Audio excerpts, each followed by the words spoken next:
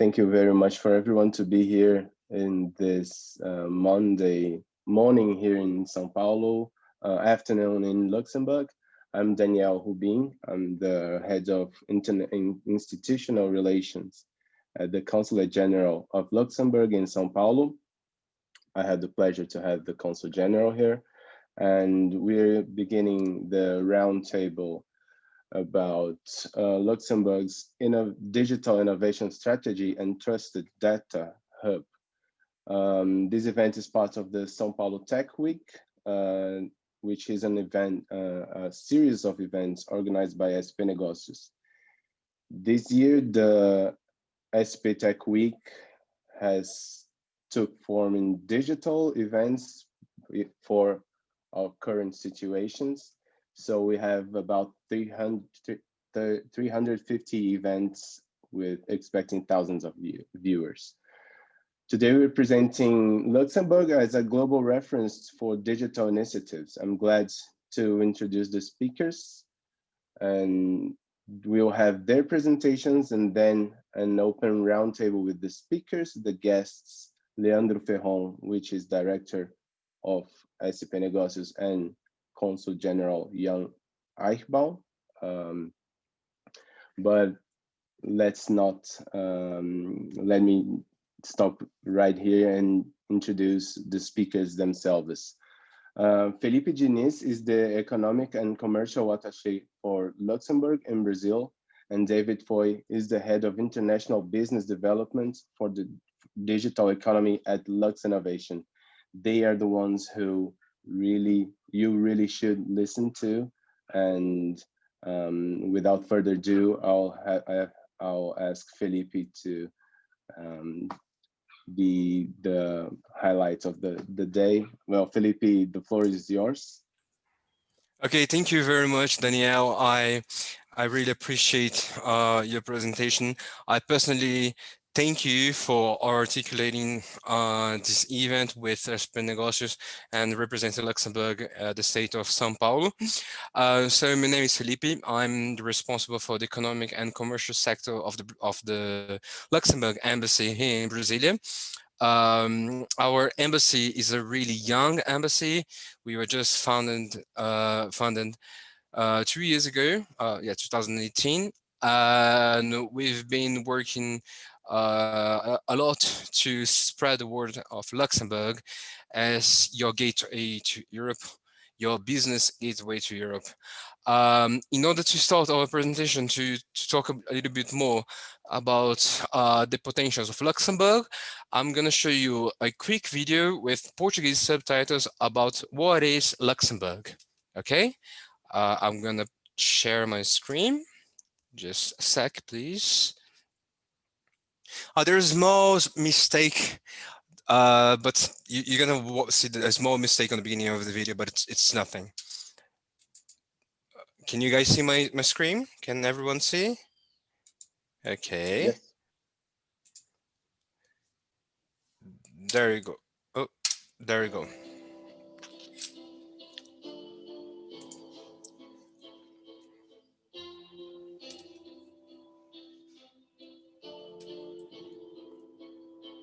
Bordering France, Germany and Belgium, the Grand Duchy of Luxembourg is a beautiful country and a great place to live and work. Luxembourg, 3 words and values which sum up the country: openness, dynamism and reliability. To get a sense of what a global society can be, you only need to visit Luxembourg, one of the most cosmopolitan countries in the world. Almost 50% of Luxembourg's population is made up of foreigners originating from more than 170 nationalities and speaking no less than 80 languages. Luxembourg's labour market is highly international and multilingual. Around 70% of the country's workforce is composed of foreigners. People from all over the world have come to Luxembourg and have contributed to building an international and multicultural society. Luxembourg's large multinational community with like-minded people allows singles and families to feel welcome and to make new friends quickly and easily. While the country has 3 officially recognized languages, Luxembourgish, French and German, English is widely spoken. Luxembourg's economy is the most open in Europe and one of the most open in the world. Moreover, nearly 90% of current jobs are covered by permanent contracts. Numerous multinational companies have decided to install their worldwide or European headquarters alongside local well-known companies. The Luxembourg economy has been growing steadily, continuously outperforming the EU average, with an increase in employment of over 50% during the past 15 years. On top of being a vibrant financial centre and home to several European institutions, Luxembourg relies on highly skilled talent to fuel a data-driven, circular and sustainable economy. Key business sectors also include space technologies, life sciences, automotive, clean technologies, fintech and logistics, all highly connected to and dependent on ongoing best-in-class ICT developments. Luxembourg is also home to a dynamic startup ecosystem, welcoming and supporting young, innovative companies from around the world. Luxembourg Trade and Invest drives the economic development of Luxembourg as an innovative and international business destination of premier choice for investors to expand their business across the European market. Luxembourg Trade and Invest also facilitates the expansion, growth and export initiatives of Luxembourg businesses. A well-developed worldwide network of embassies, honorary consuls and economic advisors is there to help. Please don't hesitate to get in touch for further information. We would love to hear from you. Luxembourg, together, let's make it happen.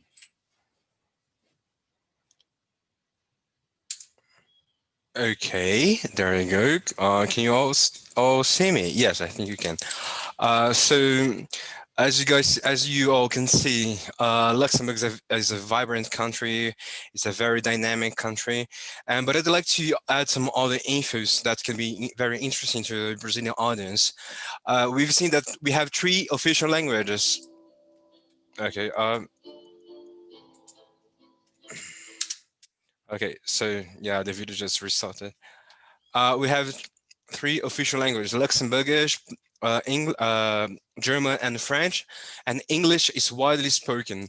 But I'd like to remember that Portuguese is also one of the most spoken languages at the Grand Duchy, having 17% of the population being Portuguese. So if we consider the Portuguese plus their children and plus the Brazilian immigrants, we can consider that Portuguese is far more spoken than only by 17% of the language, which can be a really interesting factor for Brazilians that want to make business with Luxembourg. So you can find really a really good human resource that speak our language at the Grand Duchy. Luxembourg and Brazil got some really deep economic connections. Some Luxembourg companies act already in Brazil, like ArcelorMittal, SES, and Pauloand, and all the main banks, all the main Brazilian banks acting in Luxembourg as well. Some banks such as BTG Pactual, Safra, and Bradesco. So both countries are really connected. There are many opportunities to explore. And in order to keep our presentation, in order to continue with our presentation and the theme of technology and how Luxembourg can be your gateway to Europe in terms of technology, I'm going to invite my colleague David from the Agency for Innovation of Luxembourg, Luxinnovation, who will explain a little bit more about our strategy for technology. David, the floor is all yours.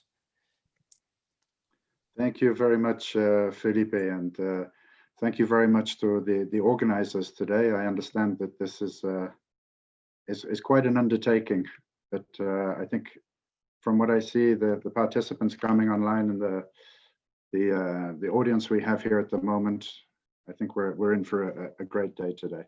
So I've just shared my screen. Hopefully we can see that okay.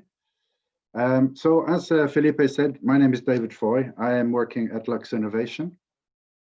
Luxinnovation is the national agency for research and innovation, as it says in the name.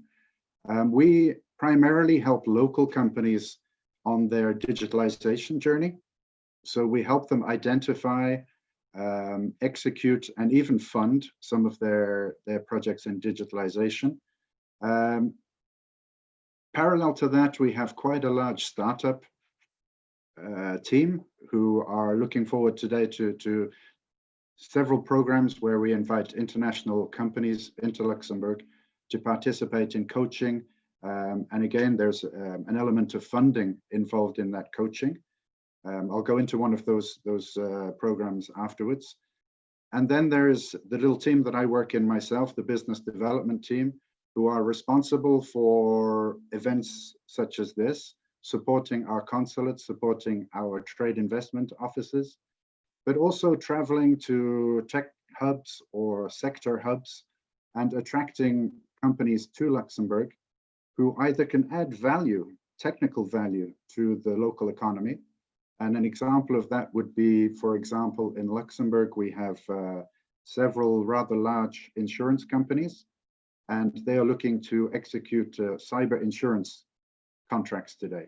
But there is an issue providing the technology or acquiring the technology in order to be able to write up those contracts. So finding companies that have the capacity to add value to the local economy, but also assisting companies who may not have a position in Europe today, so helping them enter the European market. And today I'm going to go through a few, I would say, points that could be attractive, but I think the package overall is more attractive than the individual points. So just to come back very quickly on the video that we saw and Felipe's introduction at the beginning, and I think this is quite an important point to show today. We have French, German, and Luxembourgish as national languages, and as Felipe said, English is widely spoken. Something that might not be known is that you can also contract in English in Luxembourg.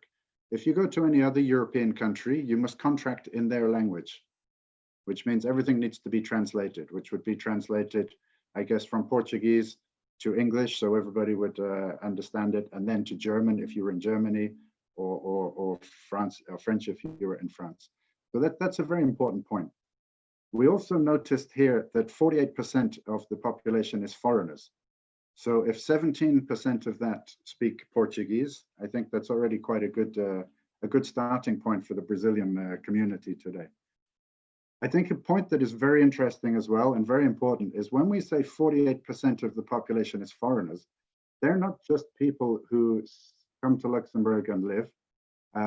They are very much integrated into the community. We see little areas that are primarily Portuguese living places or Italian sectors and things like that. But in general, they're very well integrated into Luxembourgish life and community. What you can see a little bit further down on here is 73% of the workforce is foreign. Now, that might seem a little bit strange. 48% is foreigners and 73% of the workforce. That's because every morning we have, now it's just over 200,000 workers that are cross-border workers. So 200,000 people every day come from Belgium, France, or Germany to work in Luxembourg. So they're bringing that multicultural side as well as the incumbent 48%. So there's multilingual, multicultural, and that really helps with the way people are thinking, the way problem solving is gone about, but most importantly, the way innovation is tackled. I think the more nationalities and the more ways of thinking we can put around the table, the more interesting and the more relevant the innovation will be at the end. Just for some people who may not know where Luxembourg is, and to be brutally honest, I normally put this in for the Americans because they have no idea that even Europe is a place. So excuse me to any Americans who might be online today. I apologize in advance.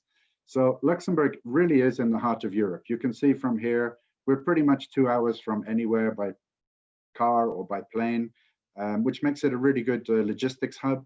It makes it a great place for communication, synchronous replication, for example.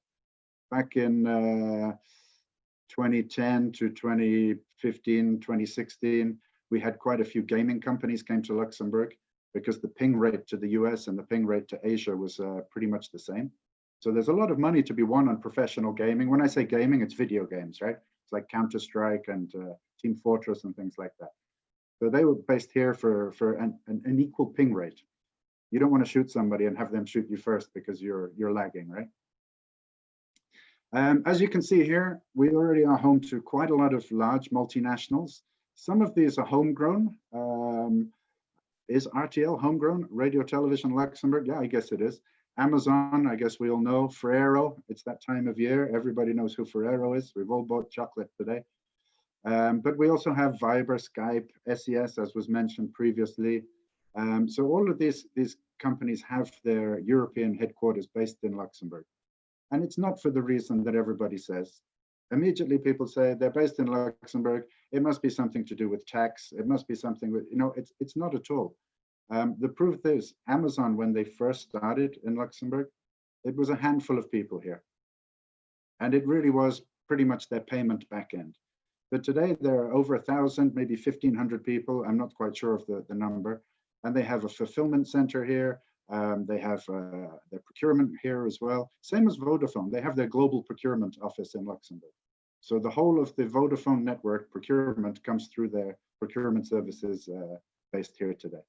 So it's really for logistic reasons. It's for access to those talent, access to those multilingual people, and again, like I say, that innovative way of thinking. So now we've got through that. Let's get to the Luxembourg side of this. If we go back to 1850, that seems like a long way away, but time seems to be going so fast at the moment, especially this year. I mean, you wake up on the Monday and then all of a sudden it's Friday. So if we go back to 1850, Luxembourg was pretty much agricultural. There are no real natural resources in Luxembourg to speak of. There was some iron ore, hence Arbed that set up that became ArcelorMittal. So they're still functioning here in Luxembourg today. In the 80s, the financial sector obviously is still a very large contributor to the GDP of Luxembourg. But today we're into the 2000s, even the 2020s now, and we have to continually reinvent ourselves. Like I say, there's no natural resources to fall back onto, so we have to be innovative, we have to be creative. So what do we have to do to make this happen? We need to diversify our economy. We can't rely on one specific sector. We can't rely on one specific thing. We have to diversify in a way that it's sustainable, but in a way that's going to continue to grow. And hopefully we'll be able to highlight that today. If we look at the EU Digital Transformation Programme here, they have earmarked 9.2 billion euro in order to go through this investment in digital transformation on a European scale. So when we look at the points that they highlight, digital skills, cybersecurity, artificial intelligence, digital transformation, HPC. I'm not going to bore you anymore with this slide, but bear in mind those points when we start to go through the Luxembourgish data-driven digital innovation strategy. So we took that overall European approach and said, okay, what are we going to do in Luxembourg today to make our economy diversified and sustainable? First thing, so these three pillars. The first one, boosting the infrastructure. So making sure today we have the foundations on which we can build a digital world. What do I mean by that? It's power, it's cooling, it's data centers, it's connectivity, it's fiber to the home even is a very important point. This was a project that started a couple of years ago with the ambition that everybody in Luxembourg would have fiber internet access, so broadband access to the home. When you look at what happened in March with the lockdown, with the confinements, if we didn't do that fiber to the home project, it would have been a complete disaster, because all of the people who were working in the office parks, in those industrial areas that were served with high capacity broadband, they moved to the rural areas and started working from home, which was ADSL, it was copper, it was very low latency. So the fact that everybody had fiber to the home at that point, it made business as usual, pretty much straightforward. When we look at the data centers, Luxembourg has 40% of the EU capacity in Tier 4 data centers. Tier 4 is the highest level of security and availability, which means that they were built primarily for the financial sector. It means that they have a possibility, probability, or I would say an allowable tolerance of 20 minutes interruption per year. Having said that, those data centers in Luxembourg today have had 0 interruptions. So really making sure that the base infrastructure is in place in order to build those digital services on top of. If we continue round clockwise, we look at the regulatory and IP. I think we're very lucky in Luxembourg today that our ministers, the people in charge in the government who make the legislation, who write the frameworks that govern our technology, they have a real understanding of the business that is behind that. And I think that's very important because we quite often see that we kill innovation by over-regulating it.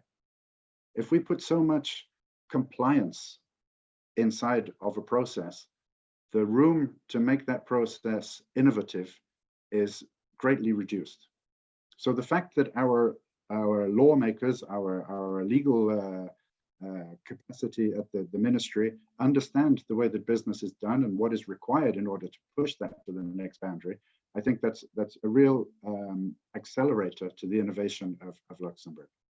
When we look at intellectual property, we'll see a little bit further on. There's an IP regime in Luxembourg which is very attractive for storing your IP, and there are some kickbacks in terms of royalty against tax paid. And we'll see when we, specifically when we get to research and development, what kind of financing, what kind of grants are available at the ministry level. The very last one here, and I think for me, this really is the whole community of Luxembourg. And when I say the community of Luxembourg, it's a very tight-knit community. I think there's this saying that there are 6 degrees of separation between everybody in the world. And I think in Luxembourg, there's about 1.5 degrees of separation between everybody. Everybody knows everybody, which means that when you want to do something, it's very simple to find an answer to a question. And if that person in front of you doesn't have the answer, they know somebody who does. And what we've done is we've built this entire ecosystem around support structures. And we'll see as we go into possibly the startups and the research area of here, how all of these entities intertwine to work with each other. So there's a lot of support for companies coming into Luxembourg or being built in Luxembourg to provide them with funding, assistance in research, but also helping them if they fail. And we always say that you need the right to fail and the right for a second chance, right? So learning by those mistakes is often part of the innovative and innovation pathway. So if we break that down now, so our data-driven innovation strategy is based on infrastructures, it's based on frameworks, legal frameworks, and support. We need to now break that down into I would say the priority sectors that we're working on today. So very quickly, and I won't go through all of these, Industry 4.0, I think that's pretty much a no-brainer. It's taking industrial processes, putting them through a digitalization process and coming out with something. So today, if we take Goodyear, for example, they are in the process of building an Industry 4.0 factory, which will be fully automated. There are Husky in Luxembourg, which is an injection molding company, who is also going through a digitalization process. They are being helped out by Luxinnovation. They're being helped out by the ministry, both in the way that they run their processes, but also help in funding those processes as well. Because not only is that going to be something that Luxembourg can say, we have this Industry 4.0 pathway, those companies can also give something back to the community. They're generating an awful amount of data through these new processes. And getting that back into the community that the community can then use for other purposes is something that's quite spectacular. When we look at ecotech, so that we have up here circularity and smart mobility, there's a mobility campus that's just been inaugurated in Luxembourg today, which is an area of research for autonomous driving, not just obviously for the cars, but also for the sensors, the networks, and everything that goes around there. Smart cities, I think, is very much on the agenda of most people. There's a project going on also to make a digital twin of Luxembourg, the entire energy grid of Luxembourg, in order to make sure that we meet our climate neutral engagements for the year 2050. When we look at space, I'm sure everybody's heard of space resources. You can go to spaceresources.lu. This is an initiative that's a couple of years old now, but it's just accelerated. So today we have the Luxembourg Space Agency. We have just launched ESRIC, which is the European Space Resources Innovation Center, which is aimed specifically at companies with space-related technologies. So please feel free to look those up as well. Logistics, obviously Luxembourg being in the center of Europe, physical logistics is a great thing because trains, trucks, buses, airplanes, we're right in the center. It's a great place to load and unload. But on top of that, digital supply chains is very much high on the priority of Luxembourg today. Health tech, I mean, health tech this year has taken on such a focus that, you know, we've gone from having I would say a passive role to very much an active role, but this is a global thing. But what we see inside of each one of these priority sectors is that there's an overlap, and an overlap inside of there could come from anywhere. It could come from the health tech, for example. Industry 4.0 is building stuff. Logistics is shipping it. Health tech using technologies for creating shieldings and things like that. And then overall, the circular economy. So a new initiative has just come up, which is called the PCDS, which is the Product Circularity Data Sheet. You can go to pcds.lu.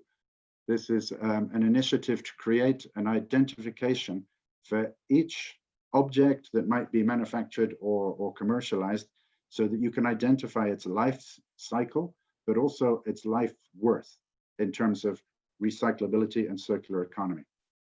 And then obviously what we're talking about today in the center, ICT, which is those infrastructures and support that's put together to make sure that we can support all of this digitalization. Now, we mentioned on Industry 4.0, but also on the other sectors, that the digitalization journey is very important in that they can give data back to the community. And that data coming back to the community can be plugged into this first point here, which is the Euro HPC. So HPC is high performance computing. The Luxembourgish node of this European initiative will come online, we're hoping, in the first half of next year. What will be different? What will be different is that normally high performance computing is reserved for large corporations. It's a very expensive thing to do. It's a very complicated thing to do.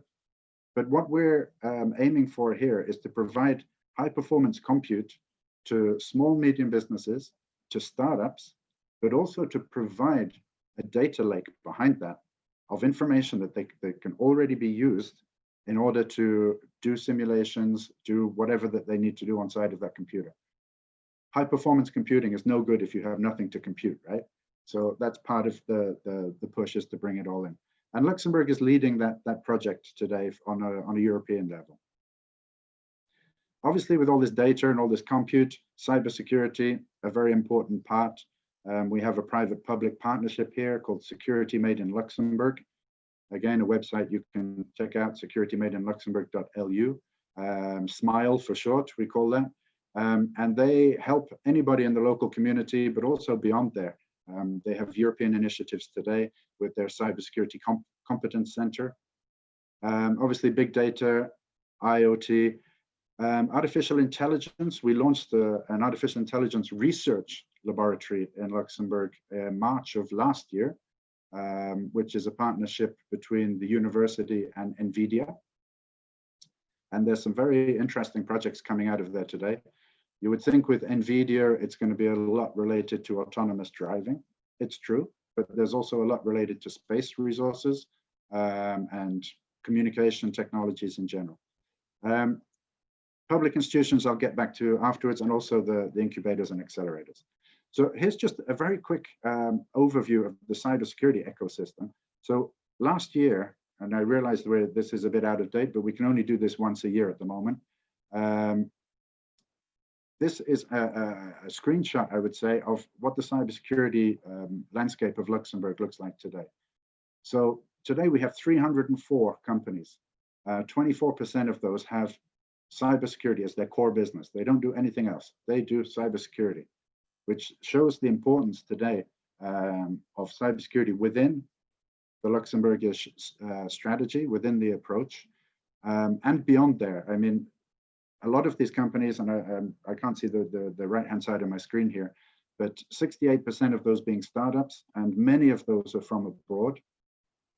Obviously, the usual suspects from Israel, which is very, very strong in cybersecurity. But then we also have companies from the US, from Canada, coming to Luxembourg to join this community and enter the European market.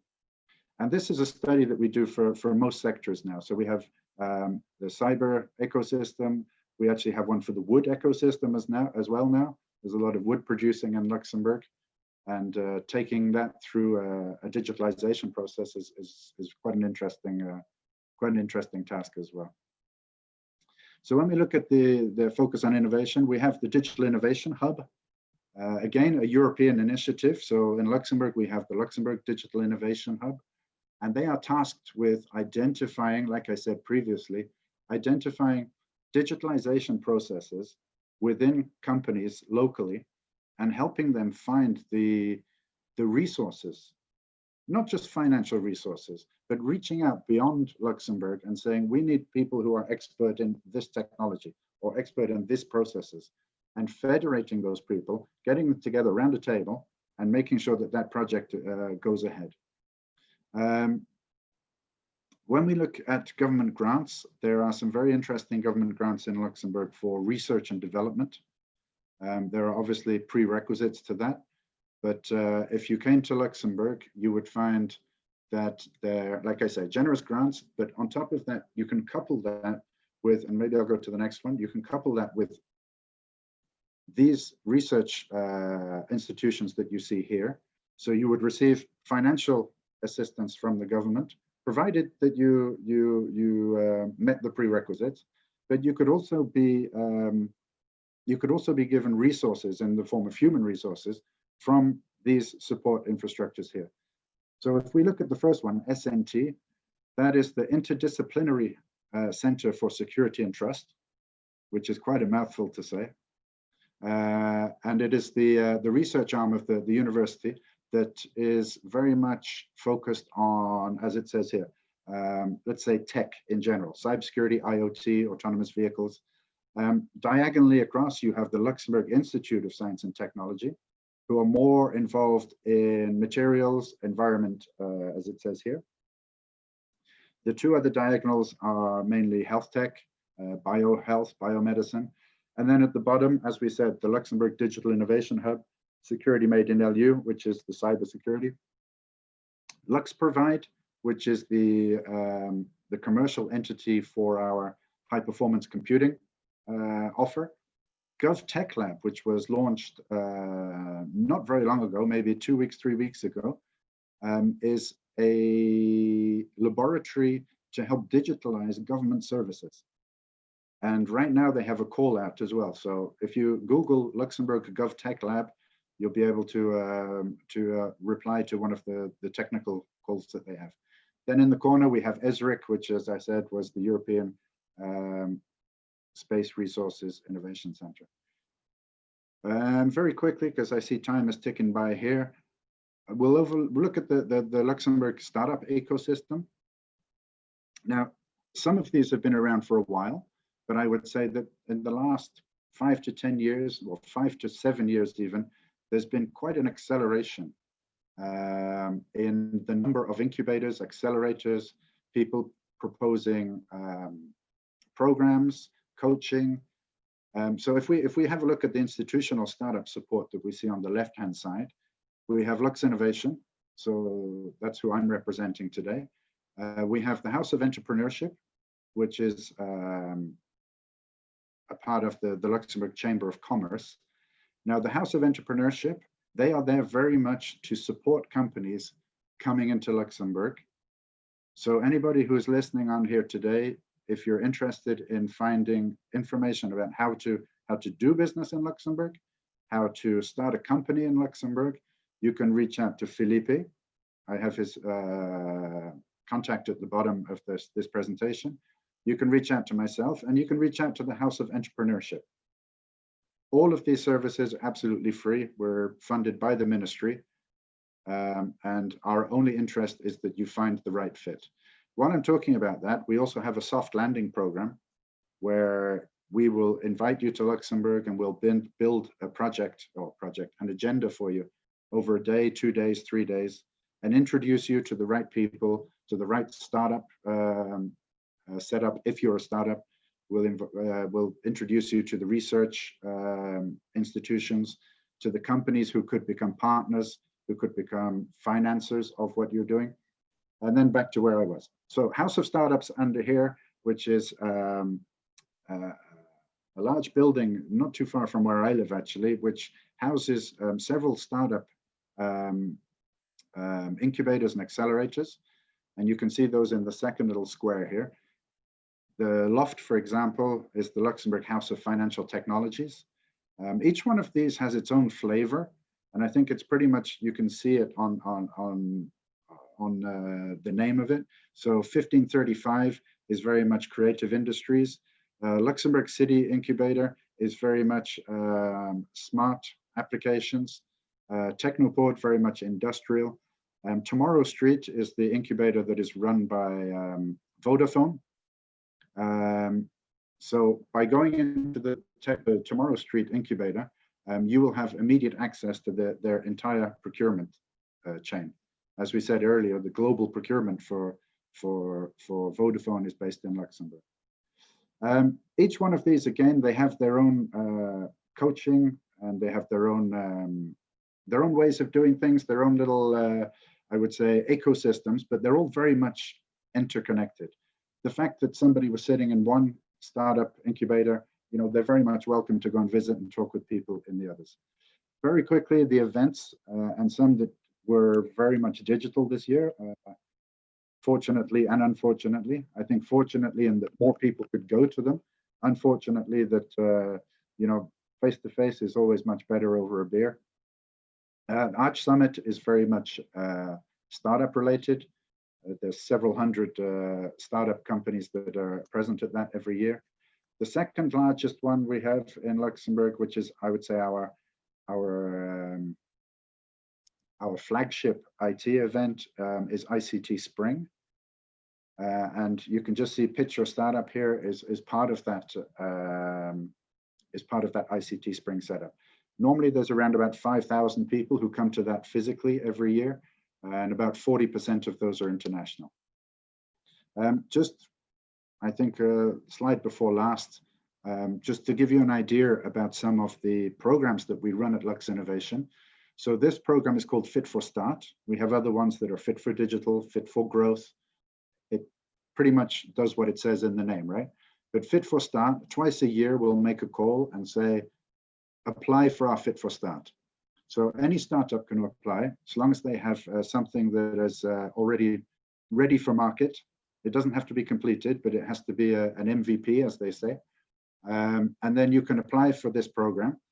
You get invited, the 80 companies get invited. We will select 10 or 15 from ICT, 5 from space technologies, 5 from health tech. Then about 80 of those get invited for a pitching, and then the selection takes place. If you get selected for the program, you get a 50,000 euro grant. So no equity, no reimbursing, 50,000 K. And then you go through this 3-month coaching with really industry specialists. You'll be assigned an industry specialist. You go through here, they'll help you with your pitch. Many people come to this and then they end up pivoting their product. If at the end of that time, we esteem that you've done enough work and you're at the right place to launch your product or to accelerate your project, you'll get another €100,000 funding. So the whole program is 150K, no equity taken. Plus, I think probably the most invaluable part of this is the networking that happens during this session. I realize that this is probably the most horrible slide to show anybody on a screen, but feel free to reach out to Felipe or myself, or I think it might even be on the Luxinnovation website. This shows pretty much a good overview of the startups that have been quite successful coming through Luxembourg. But I think the idea here is to demonstrate the sectors that those startups were in. Obviously, fintech is a big sector here. ICT, that could cover pretty much everything. But logistics and big data is something that's coming out today. So that's all I wanted to say. I hope I didn't go on for too long, although looking at the clock, I feel I might have. As I said, you can see on here the contact details for Felipe. So please, if you have if you want any more information, drop him a mail. You can also drop myself a mail, but if you do, please copy in Felipe so he can keep an eye on what's happening. Please visit the website for more information. And there we go. Thank you. David, can I just say a little last word? As a member of the embassy, we're really glad. We would be really glad to receive your projects, to receive your calls, and we have a really tailor-made. How can I say, we're really close to the projects that arrive to us. Our objective here is connecting you all to the different actors in Luxembourg. But before just sending you to Luxembourg, we always try to work on your business plan. We always try to make your money value, your investment value. So you can count on the support of the embassy, you can count on the support of Luxinnovation, you can count on the support of the Ministry of Economy. There are several institutions in Luxembourg that will help your project come through. And we even sometimes, we're very sincere and we try to make your investment count. So if we believe that your project doesn't have the potential, or maybe Luxembourg is not the right place to land your project, we are very sincere and we say when we say it. So we can count on us on anything related to the development of your project and your business plan. So just get in contact with us and we will check what's the best way to get into Luxembourg and getting the market. Okay, so you have my contact. From there, we can develop your project and make it go to Luxembourg. Just one point to add to that, if I may, Felipe. It's absolutely right what you say. It's very important to analyze what you're doing, what you want to do, what the objectives are. But one of the things is sometimes it's not the right fit, and you're absolutely right. Sometimes, we say, this might not work. But I think it's very important for us as well in Luxembourg, who are offering these services, to try and understand why it doesn't fit. And it could be that, what you're trying to achieve or what you're trying to execute within Europe or within Luxembourg is something that we're missing. Yes, so when we say that won't fit, and it's like, okay, do you know what? We should make that fit. We need to find a way to make that fit. That's something we need within our ecosystem. And it's that gap analysis somewhere that is very important. And that's why these events, and thank you again for organizing it, is so important that we can find out what are the new developments, what is the innovations that are happening, and what are we missing? Because so absolutely, yeah. Thank you, David and Felipe. It was very, very interesting to know a bit more about Luxembourg. Of course, I work at the consulate, and obviously the Consulate-General in São Paulo is very welcoming as well to people who would like to be closer to São Paulo, to Luxembourg, especially from our states, our city. And we would be glad to work together with Felipe and with the ministry and with Luxinnovation. Now we're open to questions and comments for everyone who is participating. This is one of the points of this meeting, is not a webinar, but instead it's a roundtable. So we would like both Leandro Ferron and Consul-General Jan Eichbaum to provoke a bit of a conversation, but of course everyone here present is invited to talk to us in a very open way. So open your microphones and cameras to talk to us and to put your views.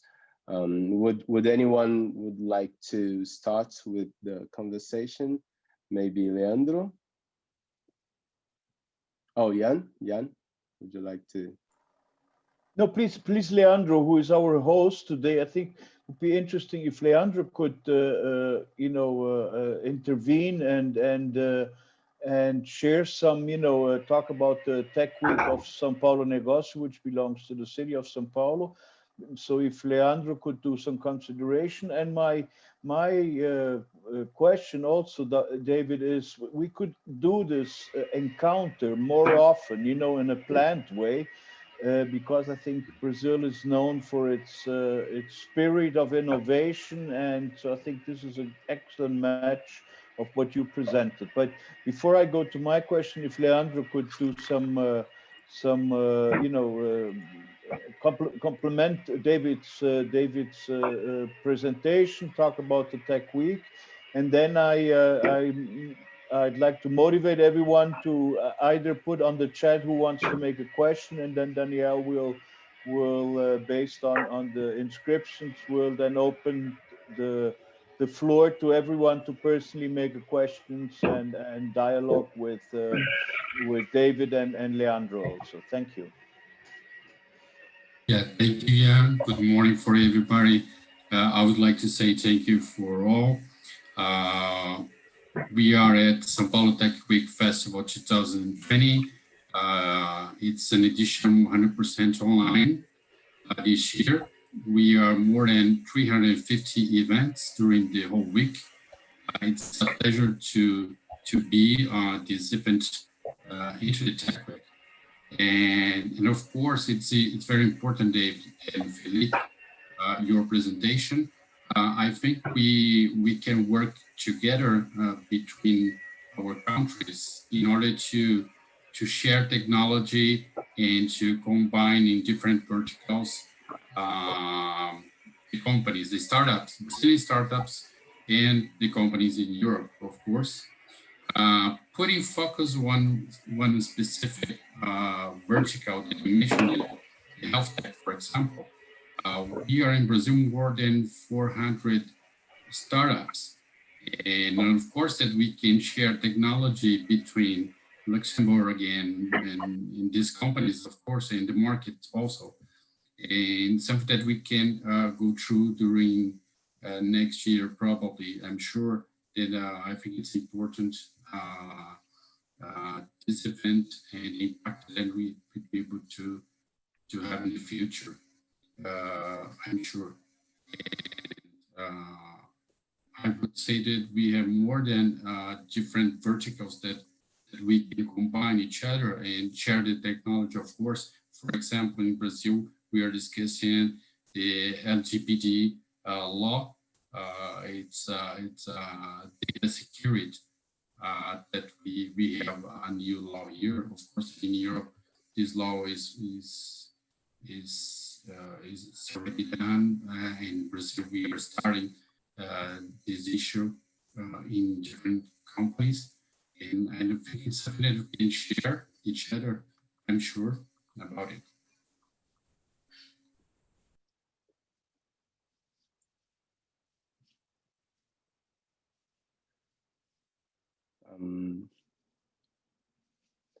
Felipe, I have a question just for you, so people can know more about the relations. It's more of a broad question. If you could talk a bit more about the relations between Brazil and Luxembourg, how companies usually approach, how has been these connections that companies in Brazil make to Luxinnovation and to other sectors, but especially in technology and with Luxinnovation. How have you seen this year?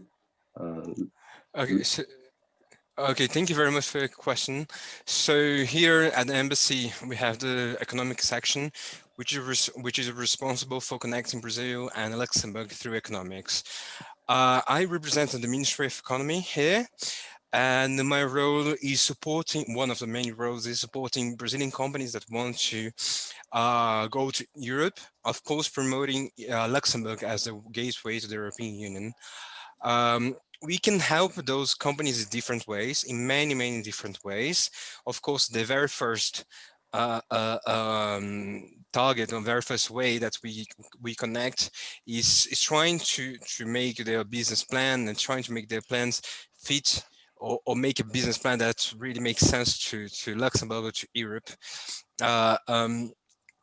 We know Brazil is going through a very hard time in terms of economics, and especially in terms of exchange. So internationalization is not really a easy task. So what we're trying to do here first is helping to build an internationalization plan with the support of the experts of the Ministry of Economy and the Luxinnovation. We have the experts in Luxembourg, which are sectorized. So we have one for ICT, health tech, clean tech, logistics. So it depends pretty much on the sector that your plan, your project fits in. Of course, as David said before, nowadays everything is tech, right? So we can count on the support of several sectors in Luxembourg. So we help them to build their business plan. And once the business plan really makes sense, we usually invite them to go to Luxembourg, as David said, with an agenda where they can meet the right people, some connections, some service providers, and some future clients in some cases that we can't really support directly because we cannot make the business development, but we can give in the whole idea of what are the final clients, what their final clients can be.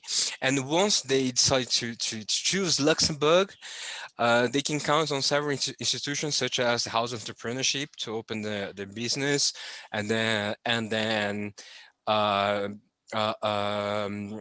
connect with the Chamber of Commerce, which works more or less like a Federação do Comércio or Federação das Indústrias. It's more or less like this, which is a institution in Luxembourg that support Luxembourgish companies to internationalize. Luxembourg is a small country.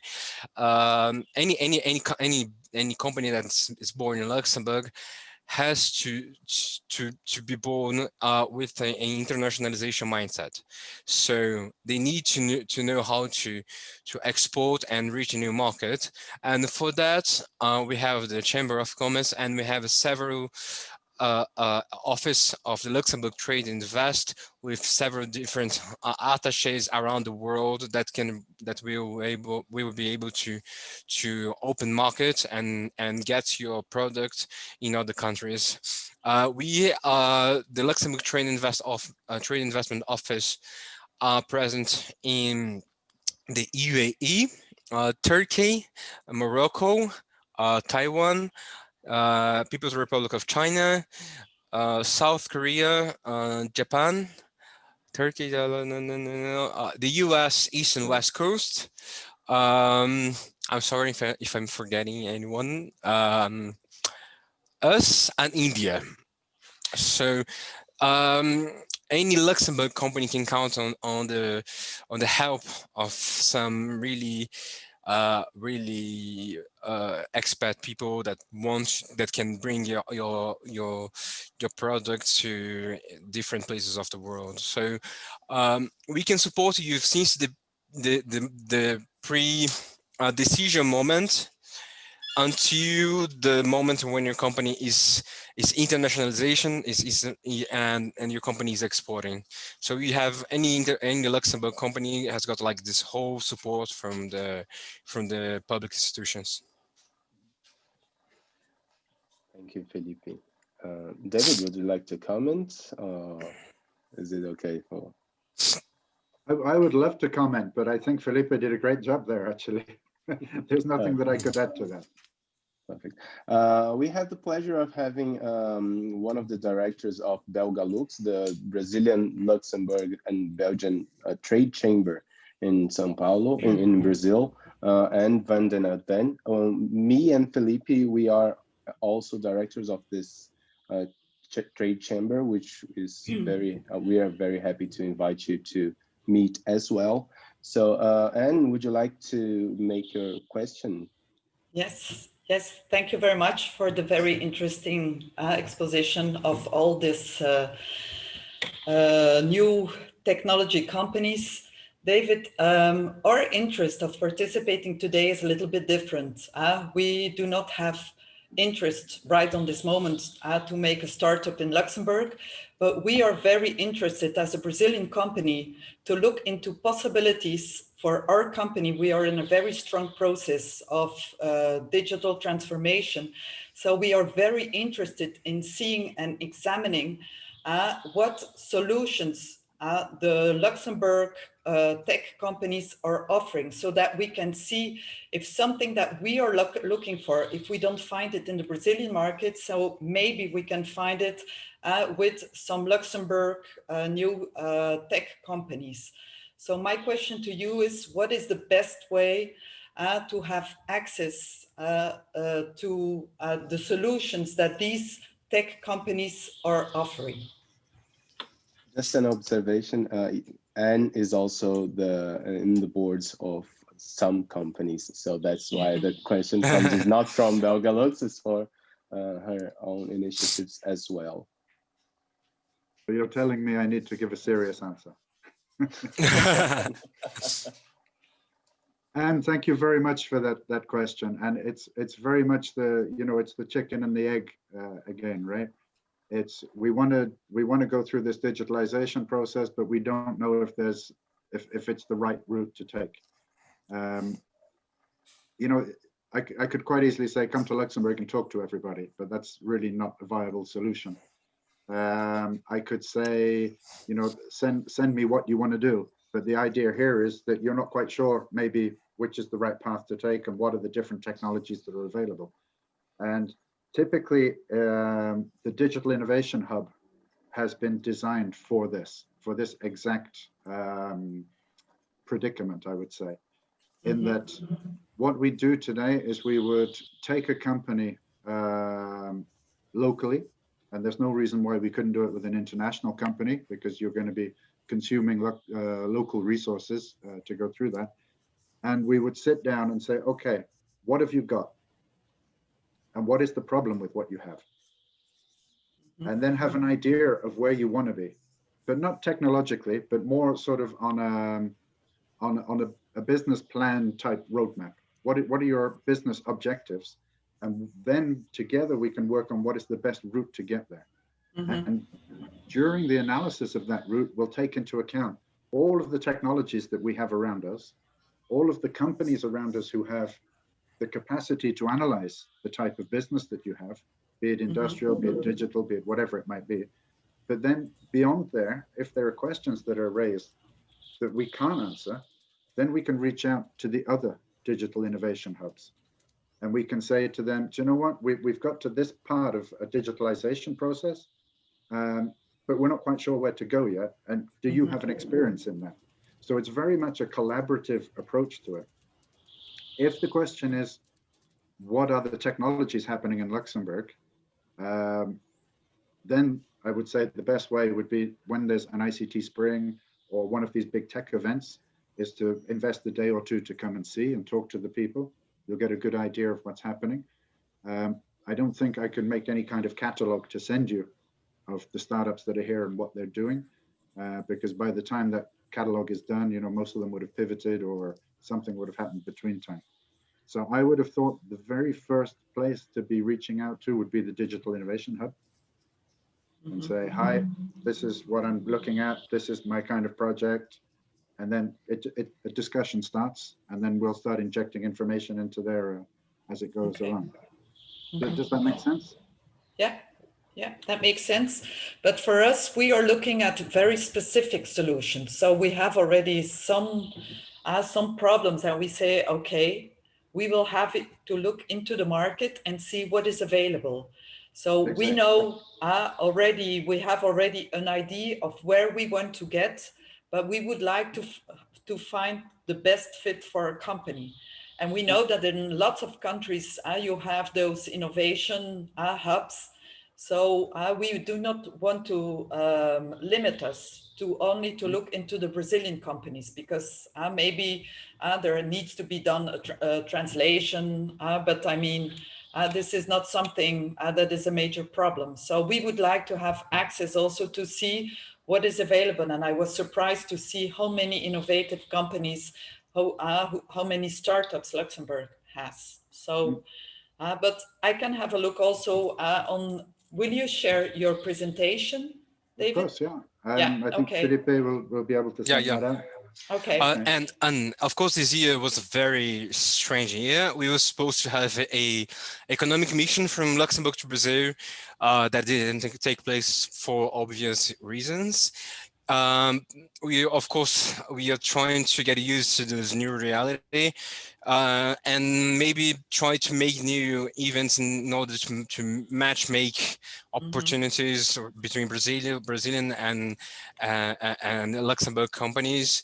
But anyway, if anyone wants to find a new service provider or any kind, please just contact me, and I'll have the pleasure to reach our hubs and our centers in Luxembourg. Okay, great.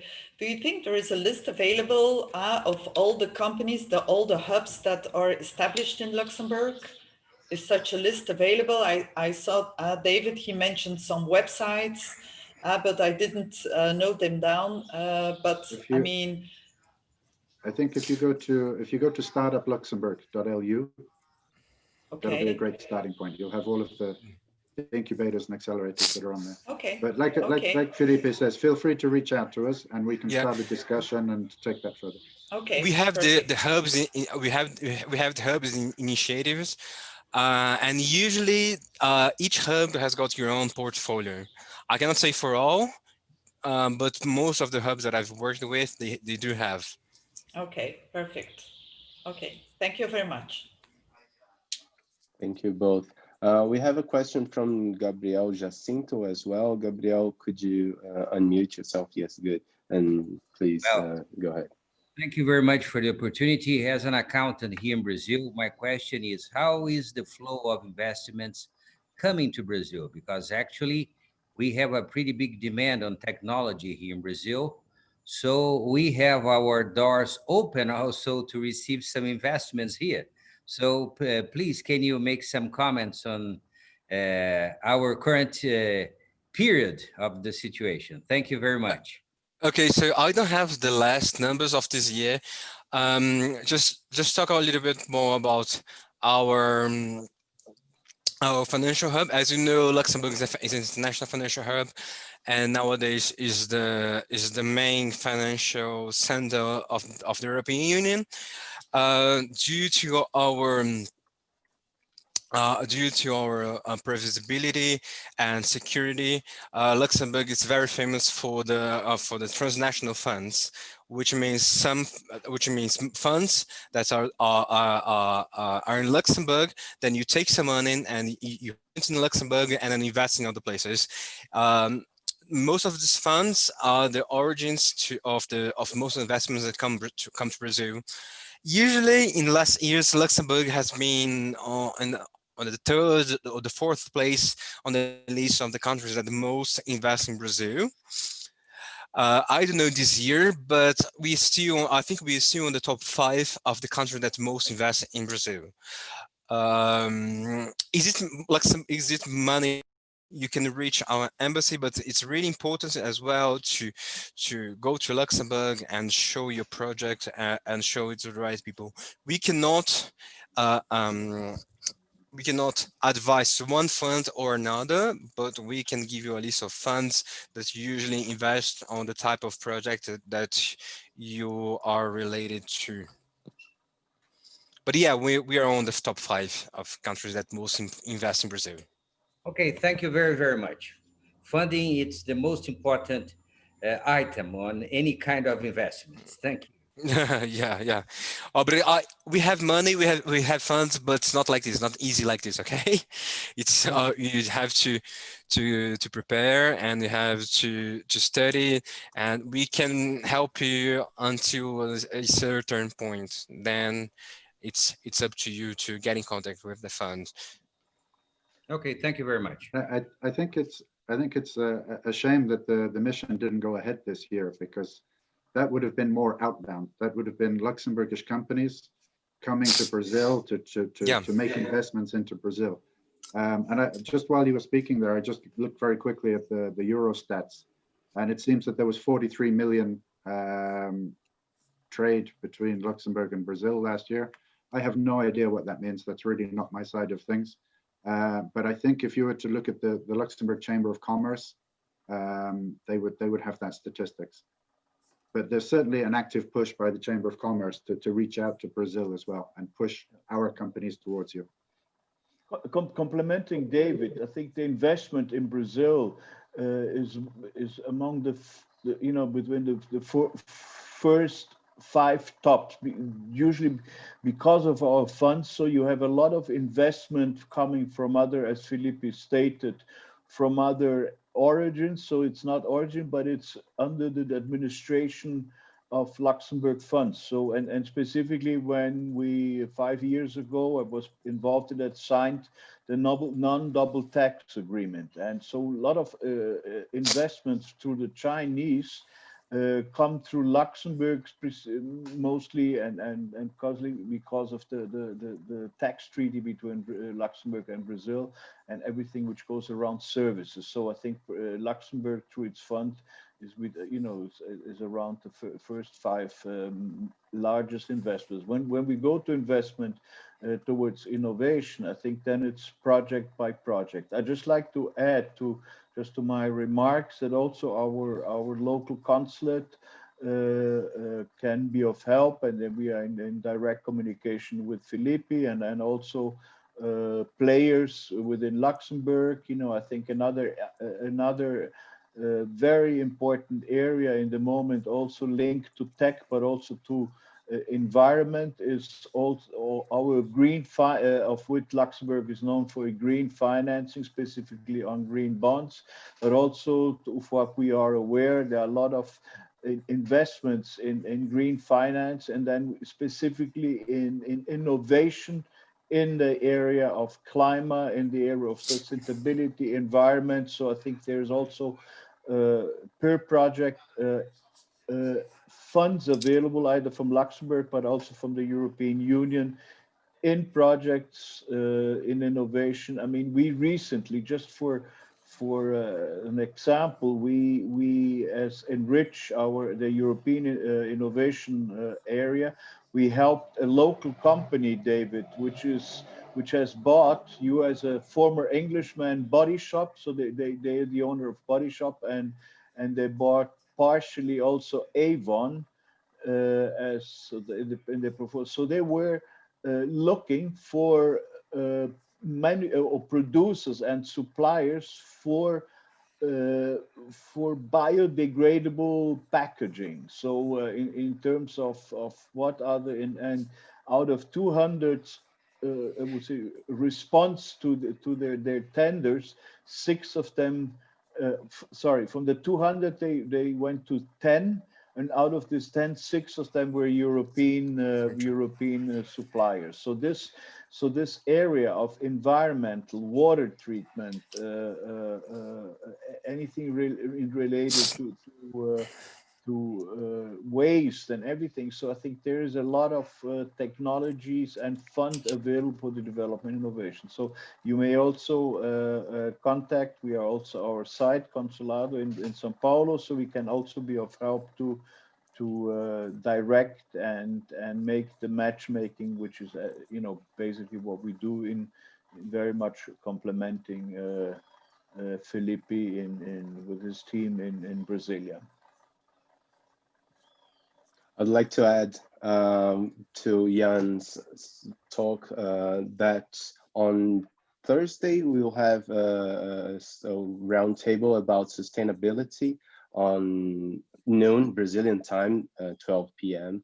So we will all receive the invitations in your emails, but I'd also like to invite you right now to put in your schedules so you can know a bit more about Enrich and about sustainability and about what we are doing here in São Paulo as well as a consulate.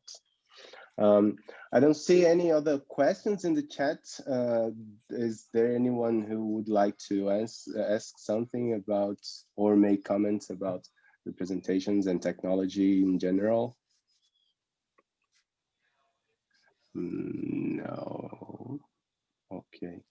So I'd like really to thank you all for being here, but especially for Felipe and for David. And it was a very special roundtable. Of course, Consul-General Jan Eichbaum and Leandro Ferron, who added a lot to the conversation.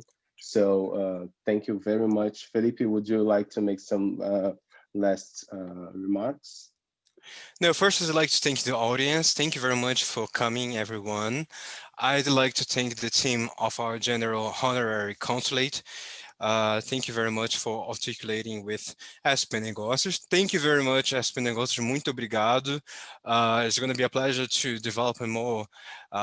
We've already talked before with the team, and we'd like to collaborate even more.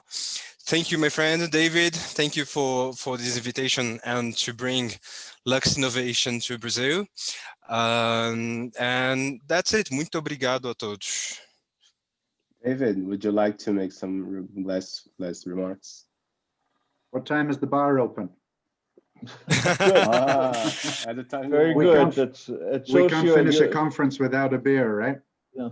But David, as I proposed in the beginning, I think together with Felipe, I think we could, then beginning of year get together and plan, some innovation talks with you, some plan, more planned, and I think this will be giving the dynamic of companies interested, then we can talk really on a pragmatic way. That's where we are. So I think using this possibility of today of lives, this enables us much more to bring more people around. So I think Danielle and Felipe, if we can, as of next year already organize in a structured and planned way, innovation talks under the coordination with David, and maybe he brings also other colleagues from Lux Innovation. So I think this becomes so we can approach our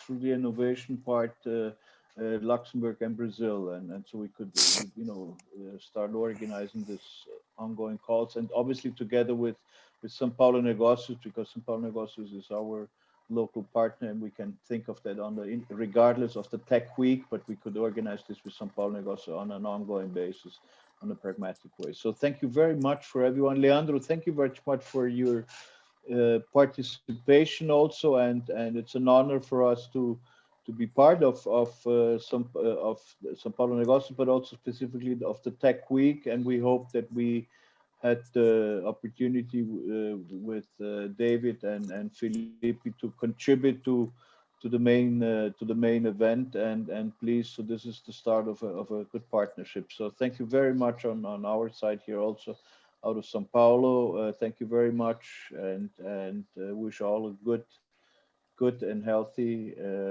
year end. Be home, wear masks, and it's coming. So I think this is the message. So please be careful with yourself. It's only a couple more months, and then we are in a better way. Thank you very much to all the participants, and let us know if we can be of help. Bye-bye. Thanks, guys. Thank you, Ian. Bye, Thank you, guys. everyone. Bye. Cheers.